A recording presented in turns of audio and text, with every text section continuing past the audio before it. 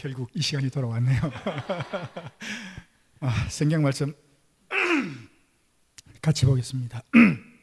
예레미야서 17장 5절로부터 8절 말씀까지 보겠습니다. 다 찾으신 줄 알고 제가 먼저 한번 봉독하겠습니다. 여호와께서 이와 같이 말씀하시니라. 무릇 사람을 믿으며 육신으로 그 힘을 삼고 여호와에게서 떠난 그 사람은 저주를 받을 것이라. 그는 사막의 떨기나무 같아서 좋은 일이 오는 것을 보지 못하고 광야 간조한 곳 근근한 땅 사람이 살지 않는 땅에 살리라. 그러나 무릇 여호와를 의지하며 여호와를 의뢰하는 그 사람은 복을 받을 것이라. 그는 물가에 심어진 나무가 그 뿌리를 강변에 뻗치고 더위가 올지라도 두려워하지 아니하며 그 잎이 청청하며 가무는 해에도 걱정이 없고 결실이 그치지 아니함 같으니라. 아멘. 예, 뜻을 생각하시면서 다 같이 함께 봉독하겠습니다. 시작. 여호와께서 이와 같이 말씀하시니라. 무릇 사람을 믿으며 육신으로 그 힘을 삼고 여호와께서 그는 사막의 떨기나무 같아서 좋은 일이 오는 것을 보지 못하고 광야 간조한 곳 근근한 땅 사람이 살지 않는 땅에 살리라. 그러나 무릇 여호와를 의지하며 여호와를 의뢰하는 그 사람은 복을 받을 것이라. 그는 물가에 심어진 나무가 그 뿌리를 강변에 뻗치고 더위가 올지라도 두려워하지 아니하며 그 잎이 청청하며 가무는 해에도 걱정이 없고 결실이 그치지 아니함 같으리라. 아멘. 잠깐 기도하겠습니다. 참 고마우신 아버지 하나님, 오늘 주님의 날을 기억하여 머리를 조아리며 이곳에 모인 우리들을 기억하여 주옵소서. 이 예배가 한치 흐트러짐도 없이 하나님께는 영광이 되고 저희들에게는 하나님의 은혜가 될 수 있도록 도와주시옵소서. 우리가 빈손으로 나오지 아니하고 하나님 앞에 예물을 준비하여 올려드렸습니다. 아버지 하나님, 우리들의 마음을 담은 것, 우리들의 정성을 다한 것 하나님께 상달되도록 도와주시고 이것으로 인하여 하나님의 사업이 날로 번창할 수 있도록 도와주옵소서.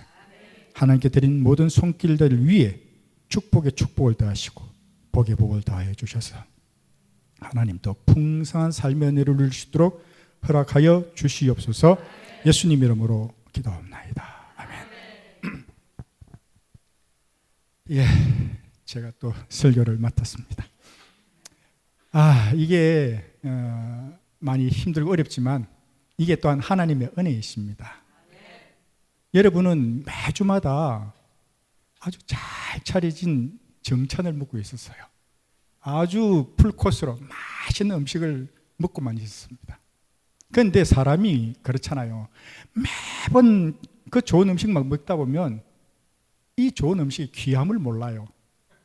그렇죠? 그래서 하나님 건 가끔씩 이렇게 길거리 음식, 분식 이런 걸로 입맛을 단련시키십니다. 오늘은 제가 여러분들께 정찬이 아니라 분식을 준비했습니다. 예, 은혜를 또 하겠습니다.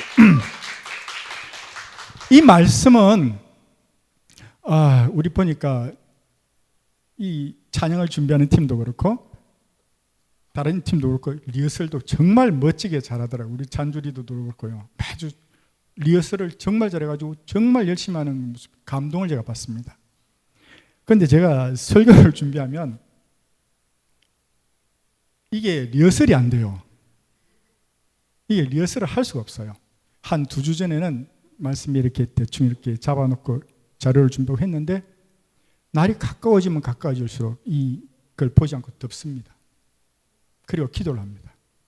하나님, 제 말을 줄여주십시오. 제 생각을 없애주십시오. 제가 뭘 준비해가지고 할 수 있는 게 아니지 않습니까? 제가 뭐 유명한 목사님들의 설교나 다른 자료를 찾아봐서 주석집을 찾아봐서 자료를 뽑는다고 해서 이게 하나님의 말씀이 될 수 있는 것은 아니지 않습니까? 그래서 덮습니다. 덮고 기도만 합니다. 하나님, 제 말을 줄여주십시오. 오직 하나님 말씀만 할 수 있도록 해주십시오. 단 한마디라도 하나님의 말씀만을 전달할 수 있도록 그렇게 해주십시오 하고 기도하다 보니까 제가 리허설을 못해요. 그러니까 여러분들이 하실 일은 좀 이상한 방향으로 흘러간다, 길어진다 싶으면 저한테 눈치를 좀 주셔야 돼요. 그래야 제가 알아서 끊습니다. 네.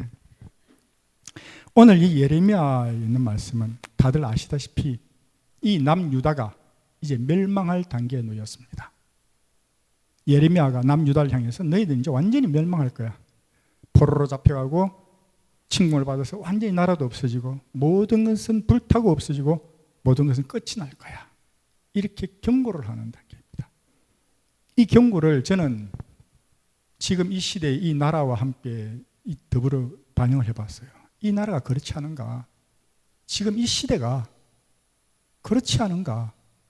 악한 길로 가도 너무나 악한 길로 가고 있고 너무나 제갈 길로 가고 있고 너무나 우리가 하나님께서 원치 않는 방향으로 가고 있지 않은가? 그 생각을 했습니다. 그런데 후반절 말씀에 하나님께서 말씀하시기를 너희는 물가에 심기운 나무라. 그 멸망하는 가운데서도 몇몇 하나님을 섬기는 사람들이 남아있더라는 것이죠. 진실로 하나님을 섬기는 사람들이 남아있는데 그 사람들을 위한 위로가 오늘의 이 말씀입니다. 너는 물가에 심기운 나무라. 그 잎사귀가 마르지 않은 같이 늘 푸르며 청청하며 그렇게 여러분들을 권면하고 위로하고 있다는 겁니다. 오늘은 아마 선주도 간증을 하고 있는데 아마 저도 간증을 하려고 합니다. 제가 이 간증은 사실 부끄러워서 별로 안 하고 싶은 거였어요. 제가 이제 옛날에 다치고 이런 거에 대해서 간증을 잘 안 합니다. 왜냐하면 창피한 일이거든요, 저희한테는. 그런데 하나님께서 꼭 하라고 마음을 주셔서 할 수 없이 합니다. 지난번에 제가 왜 페이스톡에 두 번의 큰 기적을 경험한 걸 말씀드렸죠. 오늘은 세 번째입니다. 40대 아마 초반인 걸로 제가 기억해요. 제가 안 좋은 건 잃어버리는 성격이라서 별로 기억을 잘 못해요. 그런데 40대 아마 초반이었을 겁니다. 자세한 건 우리 집 사람이 잘 알고 있으니까. 예. 그때는 나름대로 열심히 하다가 이제 세상길로 조금씩 이렇게 빠져나가는 그런 단계였습니다. 교회는 교회대로 가고 세상길로도 좀 가고 뭐 회사 바쁘다, 뭐 사람들 만나야 된다, 뭐 이런 여러 가지 핑계를 대면서 세상의 즐거움에 조금씩 빠져나가던 그런 때였습니다. 그때 이제 토요일 날 이제 패러글라이딩을 하러 경주로 갔었는데 이제 날씨가 안 좋아서 이제 연습을 하다가 제 밑에 배우는 사람이 하나 있었는데 나무에 걸어버렸어요. 이렇게 이 글라이더는 좀 위험하면 나무에 걸거든요. 그게 제일 안전합니다. 나무에다 걸어버렸어요. 그리고 왜 영화 보시면 아시죠? 나무에 대롱대롱 매달리는 사람 그런 현상이 생기는 거예요. 그러면 이제 사람을 먼저 구출해내고 낙하산 그거 어떡할 거예요? 실 많고 막 이게 막 나무까지 얽혀 있는데 그걸 회수를 해야 되잖아요. 그러니까 경험 있는 저희들이 이제 나무에 올라가서 그걸 회수를 합니다. 그날도 자신 있게 올라갔어요. 올라가서 막 회수하고 있는데 몸이 균형을 잃은 거예요. 그래가 밑으로 떨어집니다. 떨어지는데 얼마나 내가 자신 있었냐면 앞으로 떨어져서 굴러야지. 그러면 내가 덜 다칠 거야. 이러고 앞으로 쫙 이렇게 고양이 자세로 하고 떨어지고 있는데 밑에 풀이 이만큼 높게 자라 있었어요. 그래서 구르면 되겠다. 그래갖고 떨어지고 있었는데 갑자기 뭐가 ปึ๊ 하는 거예요. 이 풀이 이만큼 있었는데 그 안에 나무 둥어리가 이렇게 숨어 있었던 겁니다. 그래가지고 그것이 그냥 얼굴에 그냥 그대로 손은 아직 땅에 닿도 않았는데 얼굴에 빡 하고 이렇게 부딪혔어요. 그래서 여기가 이렇게 터져가지고 피가 나기 시작했습니다. 피가 막 뿜어져 나오는 거예요, 진짜. 그래서 어쩔 수 없이 막 이래가지고 그 경주의 동국대병원에 갔습니다. 이제 몇 번을 꼬매면 되겠다 싶어가지고 동국대병원에 갔는데 이제 엑스레이 찍을 거 아닙니까? 엑스레이 찍어보더니 꾸밀 생각을 안 하고 있는 거예요. 빨리 꾸며야 되는데 집에 가야 되는데 그러더니 좀 이따가 CT를 찍어보자 하더라고요. CT를 찍었습니다. 그러더니 의사가 불러서 하는 말이 저녁에 여기 있으면 안 됩니다. 뭐가 안 된다는, 뭐 꾸미는 게 어려워서 뭐가 안 된다는 건가 물어봤는데 여기 있으면 안 됩니다. 빨리 큰 병원으로 이송을 해야 됩니다. 그래가지고 집에다가 연락을 해놓고 앰뷸런스를 타고 토요일 날 오후에 그 막히는 고속도로에서 경주에서 부산까지 부산 동아대병원으로 이송되어 왔었습니다. 그래가지고 나중에 보니까 그냥 여기만 깨진 게 아니고 여기서부터 이렇게 해서 이렇게 깨진 거예요. 깨져가지고 이 깨진 거는 사실 중요하지 않았습니다. 뇌막이 파열돼가지고 뇌를 감싸고 있는 막이 파열돼가지고 뇌수가 안에 물이 있었는데 그게 다 빠져나와 버린 거예요. 그래서 의사가 진단을 했습니다. 집 사람하고 불러놓고 많이 어렵습니다. 그거 무척하면 되는데요. 그냥 좀 어렵고 기다려야 됩니다. 이건 수술로도 안 되고 그냥 기다려야 됩니다. 그런데 각오하셔야 될 게 있습니다. 혹시 살아난다 하더라도 50% 이상 비율로 약간 이렇게 살짝 갈 수 있습니다. 이렇게 얘기를 하더라고요. 그래서 막 거저 이만큼을 양쪽에다 막아놨어요. 막 한 열흘 정도를 입으로만 숨을 쉬면서 버텼습니다. 그리고는 이제 한 며칠 지나고 난 다음에 여기서 꿰매야 되잖아요. 이제 지혈을 했으니까 꿰매야 되는데 그 성형외과 담당 의사 선생님이 얼굴이라서 크게 꾸밀 수 없고 쫀쫀하게 꾸며야 되는데 괜찮겠냐? 예, 괜찮습니다. 마취를 하면은 흉터가 남아가 잘 안 아무는데 괜찮겠냐? 괜찮습니다. 그래서 마취도 안 하고 80바늘을 꼬맸습니다. 그리고 이 뼈도 좀 맞춰놓고 좀 맞출 때 제대로 좀 맞춰주시면 안 됩니까? 안 된답니다. 원판불변의 법칙으로 원판대로 가야 된다고 말씀하시더라고요. 그 열흘을 버텼습니다. 그런데 하나님께서 또 치유의 손길을 허락해 주셔서 아무렇지도 않게 말짱하게 이렇게 태어나게 되었습니다. 그런데 이게 하나님의 경고라는 것을 제가 깨달았어야 됐어요. 너 조심해야 돼. 하나님께서 경고라는 걸 깨달았어야 되는데 경고라는 걸 제가 깨닫지 못했습니다. 우리 은경이하고 지훈이가 가끔씩 그 얘기를 합니다. 시온아, 그러다가 임시온 이러면은 이게 경고거든요. 그럼 시온이가 이러고 해야 되는데 제가 그 경고를 놓친 거예요. 좀 더 교만해져 가지고 조금 더 어긋났습니다. 그러다 보니까 이제 한참 지나서 이제 그냥 다 틀어먹었어요. 뭐 하던 것도 안 되고 모든 게 다 제로가 된 거예요. 그래서 서울로 이제 안산으로 이사를 오게 되었습니다. 삼촌 밑에 그 아파트 공사는 갱폼 그거를 조립해가지고 하면 이제 좀 돈이 될 거다. 그래서 한 1년만 배워서 사업자로 등록하면 된다. 그래서 그걸 하러 올라왔어요. 그래서 그걸 한 2년째 하고 이제 제 거를 하기 위해서 준비하고 있던 단계에 이제 그 직원들을 4명 태우고 달려가고 있었습니다.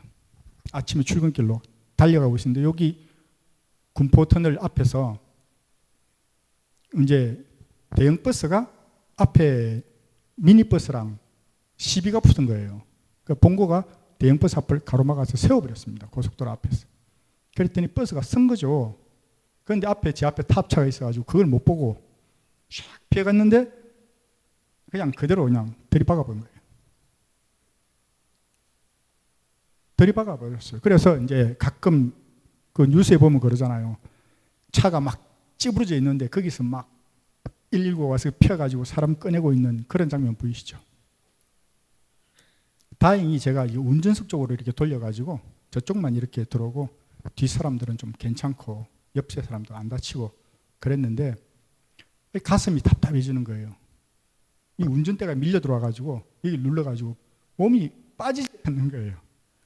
그래서 조금 있으니까 이제 좀 정신도 몽롱해지기 시작하고 한참 지났는 것 같은데 불과 한 10분도 안 지났더라고요. 시간을 보니까. 그런데 막 이제 통증도 오기 시작하고 아프기 시작하고 이렇게 막 몽롱해지기 시작하는 거예요. 그래서 119가 와가지고 해서 끄집어냈습니다. 그건 바로 눕지를 못하겠는 거예요.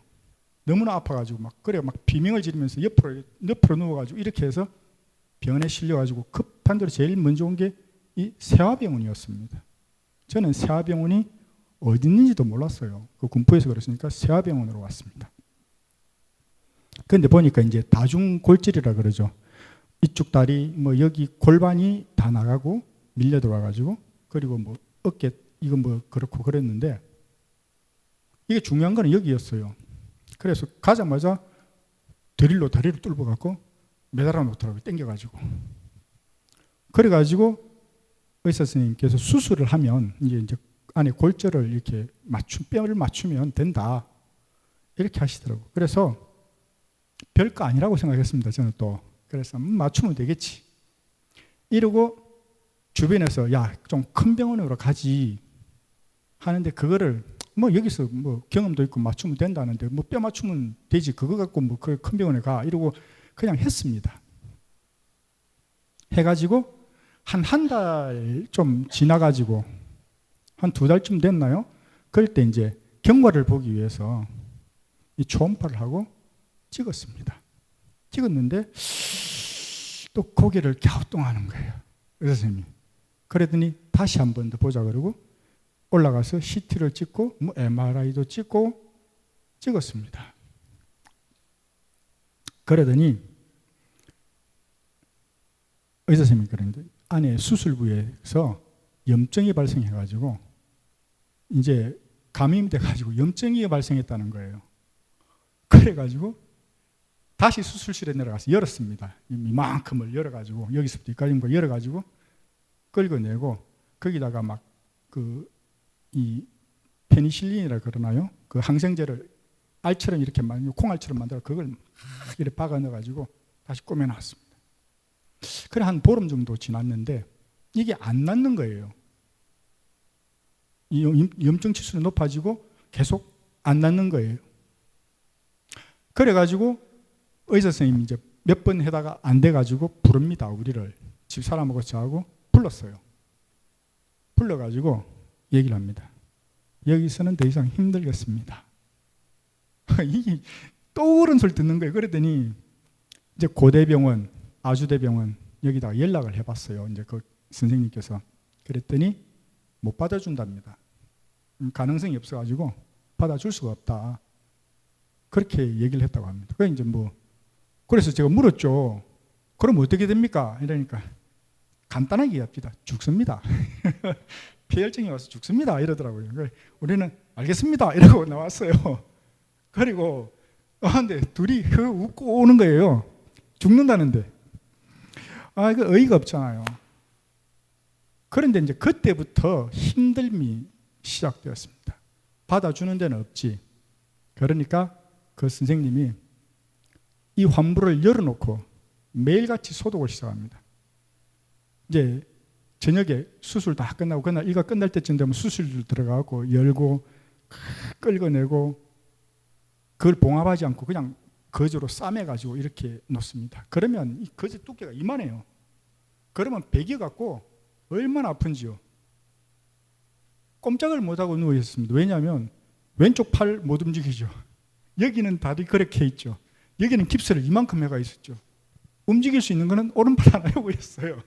그래가지고 매일을 끙끙 앓으면서 그렇게 있었습니다.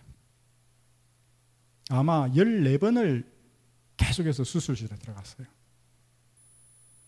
그런데 수술실에 들어갈 때마다 제가 한 번도 인상을 쓰거나 짜증내지 않았어요. 아이고 들어가면서 반갑습니다. 그러니까 간호사가 여기는 반가우면 안 되는 데인데요. 그러더라고요. 그러면서 매번 수술을 했습니다. 수술 아니 이제 그걸 했죠. 주변에서는 그걸 끔찍하게 보고 막 하지만 저는 별로 그렇게 개의치 않았습니다. 그런데 얼마나 힘들냐. 마취과 과장님이 오셔가지고 이 척추에다가 통증 주사를 달아놓을 정도로 통증이 심했습니다. 앞에는 마약 진통제를 붙이고 거기다가 진통제 주사를 맞아가면서 그렇게까지 버텼습니다. 버텼는데 밤에 잠을 잘 수가 없었어요. 워낙 통증이 심하고 2시간만 되면 물이 나와서 시트가 다 젖으니까. 그걸 어떻게 해요? 통증 주사는 맞아야 되겠고 깨울 수는 없고, 그래서 아이디어 낸 게 그겁니다. 전화로 제가 합니다. 한 손으로 전화를 해가지고 병원으로 전화를 해가지고 간호사실에 연결해서 여기 몇 톤데요 이러면 알고 쫓아와서 주사를 놔주고 갑니다.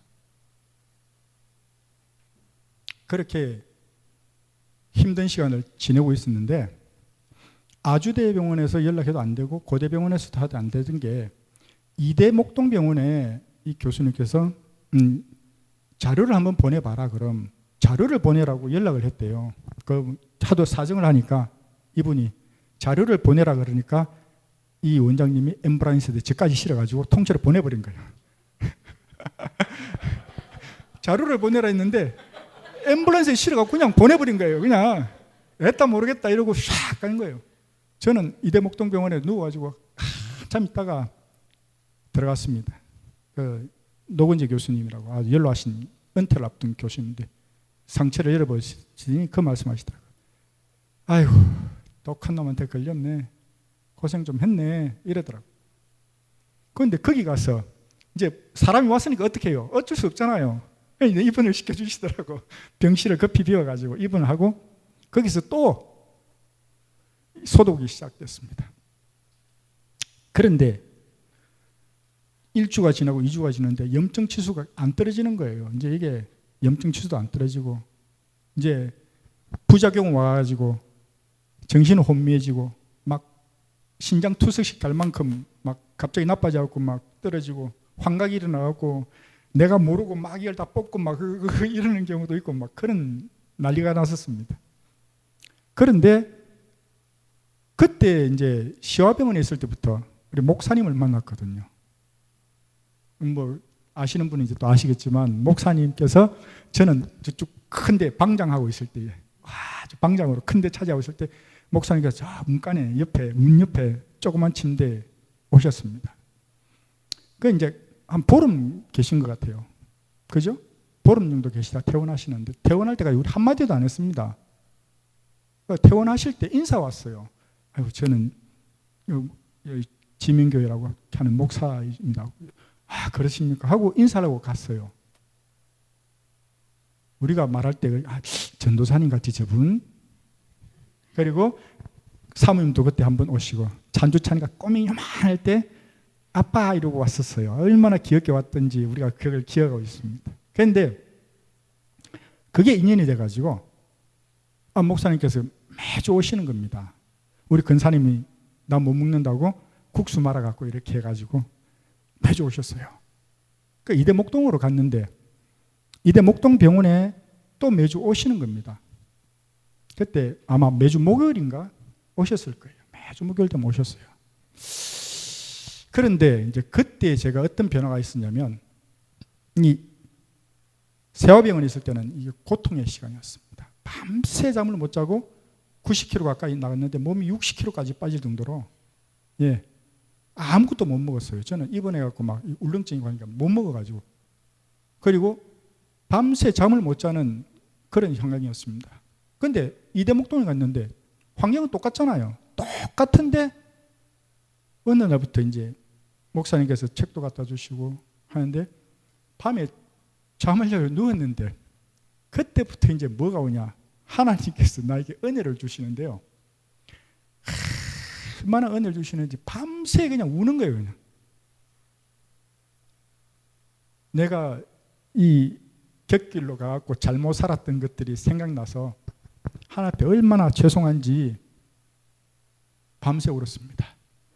이사야 42장 3절에 그러시잖아요. 상한 때를 끄지 아니하시며 꺼져가는 등불을 끄지 아니하시고 그 말씀으로 저를 위로하시는데 하나님 도대체 내가 무엇인데 그냥 지금 이렇게 죽어도 아무런 그게 없는데 뭐 한다고 이렇게 또 살리십니까? 하나님 살려놓으시면 또 세상 길로 가서 바닥바닥 살 게 뻔한데 하나님 뭐 때문에 살려놓으십니까?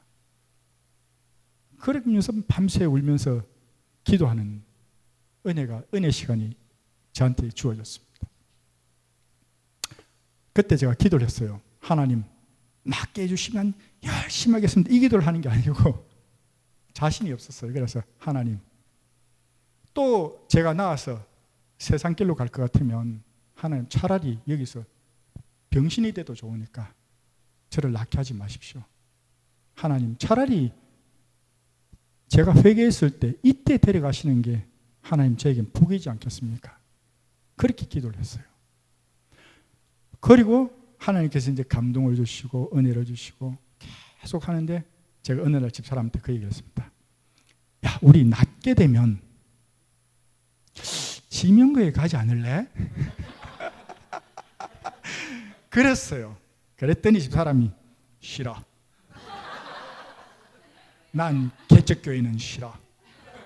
왜냐하면 그때 우리가 동산교회에 아무도 몰래 그냥 들락날락 했거든요. 가도 아무도 아는 척 안 하니까 얼마나 좋아요. 가도 그만 안 가도 그만. 근데 제가 다시 개척교회를 얘기를 하니까 집사람이 이러는 거예요. 그래서 제가 기도를 했습니다. 하나님, 정말 하나님께서 원하는 길이시라면 기도원의 기도처럼 제가 하나님께 부탁을 드립니다. 목사님 매주 목요일 오셨는데 화요일날 오시게 해주십시오. 그 화요일날 만약에 방문해 주신다면 제가 하나님의 뜻인 줄 알겠습니다. 그 다음 주 화요일날 왔어요. 목사님께 화요일날 오셨어요. 할렐루야 아닙니까? 그런데 한 번 갖고 또 안 되잖아요. 이 약한 마음이. 그래서 기도원도 그랬는데 이러고 하나님 기도원도 그랬잖아요. 한 번만 더 해야겠습니다. 제가 다른 날 다른 시간까지 정하겠습니다. 시간까지 정할 테니까 만약에 그 시간에 맞춰 오신다면 제가 하나님의 뜻인 줄 제가 믿겠나이다. 오셨어요. 할렐루야입니다. 그래서 코가 끼었습니다. 코가 끼어가지고 지명교회에 나오게 됐습니다. 그런데 그 뒤에 그렇게 제가 결심하고 얼마 안 지나니까 매주 혈액 검사를 했는데 그 주에 혈액의 감염 지수가 떨어진 거예요. 갑자기 뚝뚝뚝 떨어져갖고 1년을 병원 생활을 했는데 갑자기 한 달 만에 이제 퇴원해도 되겠습니다. 그렇게 된 거예요. 그래서 양쪽에 목발을 짚고 부축을 받아가지고 퇴원을 했습니다. 이 다리는 완전히 몬석이 되었어요. 그래, 앉는 것도 되게 불편했고 불편할 정도가 아니고 바로 못 앉고 막 들어 눕듯이 하고 그랬는데 아마 화요일인가 제가 퇴원한 걸로 알고 있는데 돌아오는 주일이 되었습니다. 주일이 됐는데 자 그래서 야 교회 가자. 왜? 그래서 아들 둘을 불러가지고 붙들어가지고 양쪽에서 붙들어가지고 이 지민교회를 찾아오기 시작했습니다. 그때 조의 교회 있을 때 전화해가지고 교회가 어딥니까? 물어갖고 이 길을 몰랐잖아요. 그래갖고 한참 헤매갖고 예배 한참 시작하고 있는데 양쪽에서 붙들고 이렇게 해서 끙끙하고 돌아왔습니다. 그게 하나님께서 여기로 이끌어 주신 제 삶입니다. 근데 사실 부끄러운 얘기잖아요. 뺀질뺀질 도망다니다가 뒤지게 맞고서요. 그런데요, 하나님께서 이 말씀을 하라고 하신 이유가 뭘까 생각해 봤습니다. 하나님, 도대체 이 창피한 얘기를 해서 뭐에 도움이 되겠습니까? 첫 번째는 아까 이사야서 42장 3절의 말씀처럼 우리가 아무리 절망 가운데 있어도 아무리 어려운 가운데 있어도 하나님께서 결코 놓지 않으신다는 겁니다. 상황할 때를 끄지 아니하시고 꺼져가는 심지를 끄지 아니하시고 여러분들을 지키고 계신다는 이 사실을 기억해야 된다. 두 번째는 이놈 경고할 때 잘 들어라. 하나님의 경고를 잘 들어야 된다. 즉 하나님의 은혜에 예민하게 우리가 반응할 수 있어야 된다. 이 얘기를 하고 싶은 겁니다. 조금 길어집니다. 그래서 제가 성경에서 두 사람을 찾아봤어요. 제가 다른 때도 은혜를 많이 얻지만 다니엘서를 보면 그 다니엘의 다리오 왕이 나옵니다. 다니엘이 사자굴에 던져지는 사건이 나오죠. 사자굴에 던져질 때 이 다리오 왕이 그랬습니다. 자기가 이 다니엘이 던져지는 걸 막기 위해서 애를 썼지만 자기가 낸 법령 때문에 칙령 때문에 어쩔 수 없이 그 사람을 사자굴에 집어넣고는 얘기를 합니다. 너가 믿는 하나님께서 너를 구원해 주실 거라. 그리고는 집어넣고 다리오 왕이 하는 행동이 있습니다. 다리오 왕이 18장에 보니까 밤새도록 금식하고 오락을 끊고 잠을 자지 않고 이 결과를 지켜봅니다. 그리고 20절에 아침에 밝자마자 쫓아갑니다. 사자굴에. 그래 가서 살아계시는 하나님의 종 다니엘아 이렇게 부릅니다. 그 다니엘이 사자굴에서 어떻게 됐어요? 살아나왔잖아요. 이 다리오 왕이 칙령을 발표합니다. 25절에서 27절까지 얼마나 멋진지요? 한번 다 같이 읽어보겠습니다. 시작.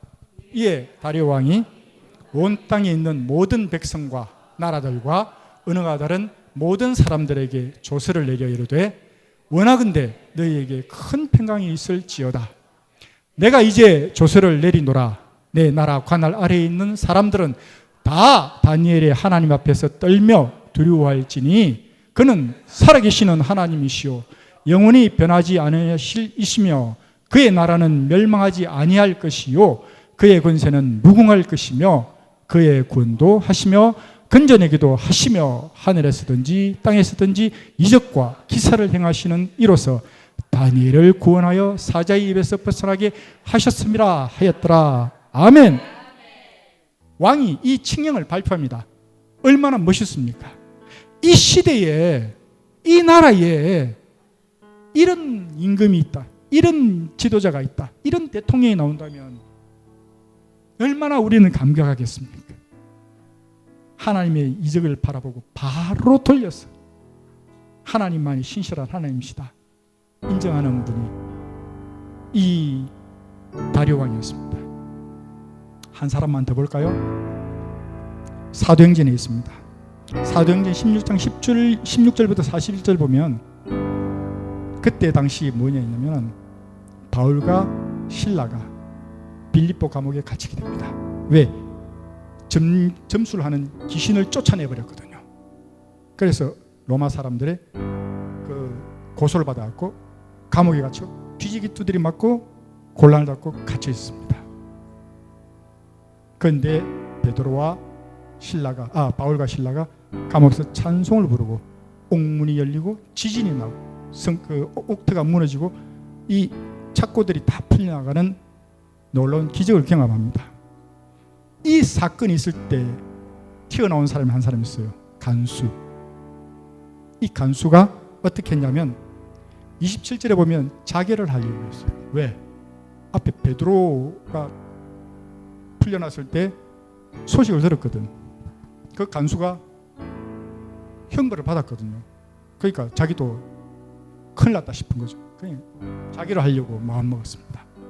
그런데 바울과 실라가 나 여기 있다. 자결을 하지 마라 하고 말렸습니다. 이 사람이 보니까 하나님께서 분명하게 이 일을 이루셨거든.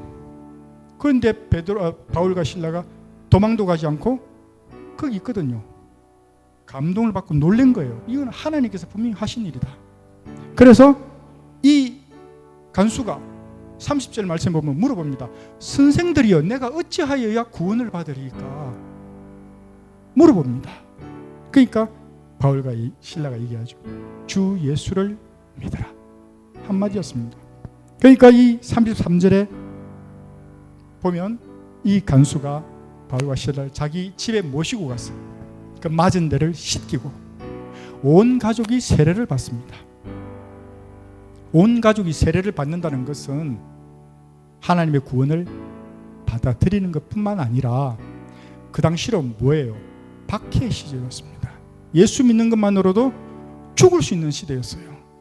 그것을 두려워하지 않고 예수 믿는 것을 선택했다는 겁니다. 하나님께서 우리에게 경고를 보내실 때, 또한 우리에게 말씀하실 때, 우리에게 푸른 나무가 되라고 말씀하실 때에, 하나님의 은혜를 여러분들이 받으라고 말씀하실 때에 우리는 민감하게 예민하게 받아들일 줄 알아야 됩니다. 설마 이게 하나님께서 주시는 은혜일까? 설마 이런 것까지 하나님께서 응답하실까? 조지 물리 박사님이 5만 번의 응답을 받았다 그랬어요. 큰 것만 5만 번 받은 게 아니고요. 소소한 것들. 즉 우리는 드라마를 감수성의 눈물을 흘릴 뿐만이 아니라 하나님의 은혜에 감수성이 살아 있어야 된다는 거죠. 작은 응답에도 감격하고 기도하고 기쁨으로 나아가는 그 모습이 필요하다, 이 말씀을 드리고 싶은 겁니다. 예, 다 같이 일어나서 기도하시기를 원합니다.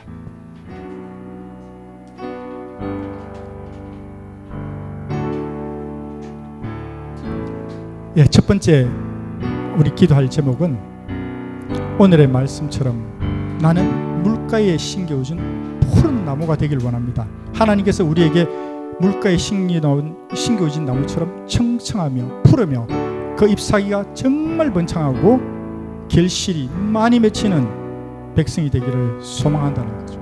그것을 위해 기도하고요. 또 멀리 계신 우리 목사님, 사모님, 그 다음에 찬일이들, 모세가 시내산에 올라간 것처럼 하나님을 만나러 갔습니다.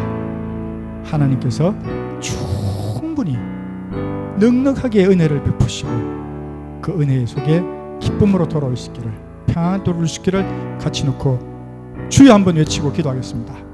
다 같이 주여 외치겠습니다. 주여!